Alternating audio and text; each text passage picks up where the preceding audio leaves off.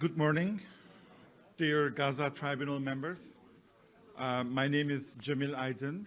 I am co-chairing Chamber 3 of Gaza Tribunal with Professor Penny Green.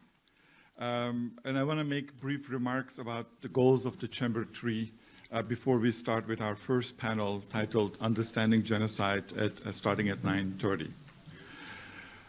Chamber 3 of Gaza Tribunal is composed of experts who will focus on how the genocide of Palestinian populations have been enabled, justified, and denied by distortion of historical narratives as well as ethical and philosophical concepts. Given the attempts to create laws against genocides and having historical reckoning and atonement for past mass crimes in World War II by the international community, symbolized by the slogan, "Never Again," current crisis seems like an upside-down world. The perpetuators and enablers of this genocide against Palestinian people has to distort and weaponize many historical, ethical, and philosophical concepts and facts to defend the indefensible and to gain immunity for their crimes. Chamber 3 of Gaza Tribunal aims to clarify how and why the global community failed to morally denounce, indict, and stop a genocide in the first quarter of the 21st century, despite our humanist claim of moral improvement and determination to stop and prevent genocide since the UN Convention on the Prevention and Punishment of Crimes of Genocide in December 1948. Why are we, as a collective humanity, are unable and unwilling to stop a live stream genocide while we tell each other a story of humanity's progress against racism after the lessons learned from past mistakes of colonialism and racism? As many of you know, there's a very famous line from Martin Luther King Jr. on the arc of history being, moral arc of history being long, but eventually bending towards justice. But in this case, we see that the moral arc of history had been bending towards more injustice because of the historical actors. Bad actors are distorting all our moral values to bend that arc towards injustice. As Nadra Shalhoub-Kevorkian noted in her contribution to our chamber, current genocide of Palestinians relies on a legal pillar of the rule-based order that has completely abandoned the Palestinians and that has signaled its own death. And I think in the first day and the second day of Gaza Tribunal, we have discussed this international law and international affairs dimension.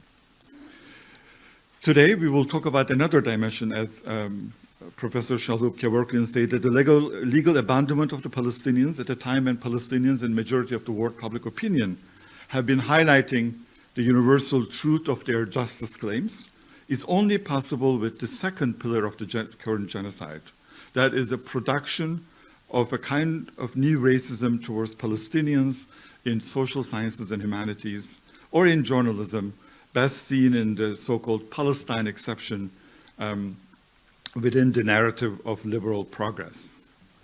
For example, powerful international actors have been endorsing the horrific genocidal language by Israeli leaders about Palestinians that they are Amalekites, by depicting them as so-called anti-Semitic and anti-Western Arabs who needs to be erased for the sake of a settler colonial project.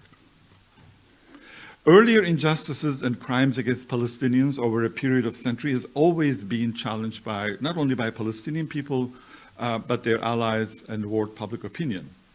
In that context, the political will and decision to continue and expand or tighten the oppression and violence against Palestinians without any historical reckoning required producing new lies to defend something morally indefensible.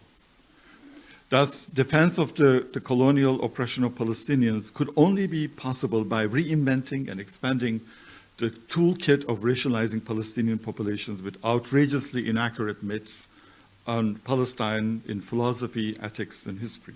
And that is the topic of Chamber 3 in terms of challenging these myths.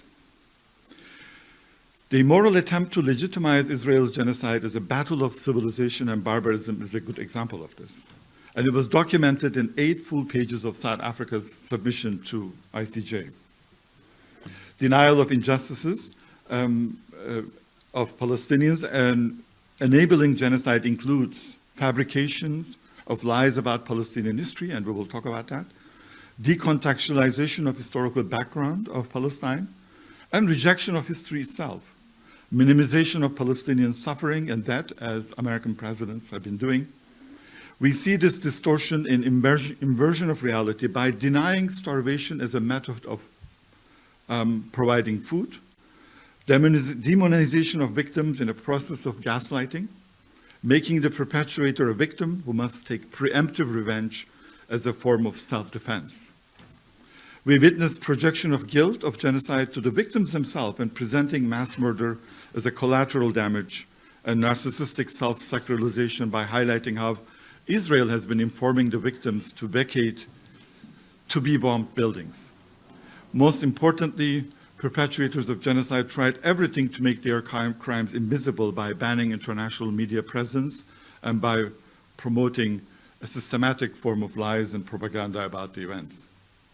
As Ilham Pape wrote in his report, that the 1948 December UN Convention on the Prevention and Punishment of Crime of Genocide occurred just within months of Nakba of the Palestinian people. And their presence in the same year is actually telling about the denial of the Palestinian justice claims. Since then, justification of crimes against Palestinians have been formulated within liberal social sciences and humanities as well. That's, I think, one of the reasons why we have papers on philosophy and ethics. The same actors who, like in Germany, who claim to have a moral improvement and awakening of Europe and the West after the dark experience of Nazism and colonialism, are now endorsing similar crimes by Israel against Palestinian population, as we have seen in the horrendously scandalous remarks by Jürgen Habermas, German philosopher, just a week after the October 7 start of the genocide.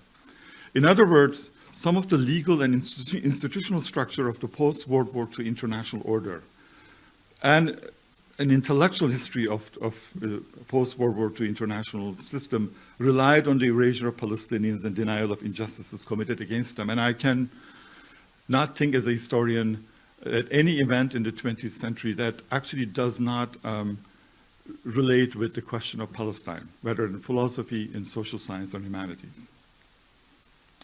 Since the beginning of the 100-year assault on Palestinians, the international community had many opportunities to do racial and historical reckoning, recognize this injustice and do compensation, and to support the Palestinian emancipation and freedom.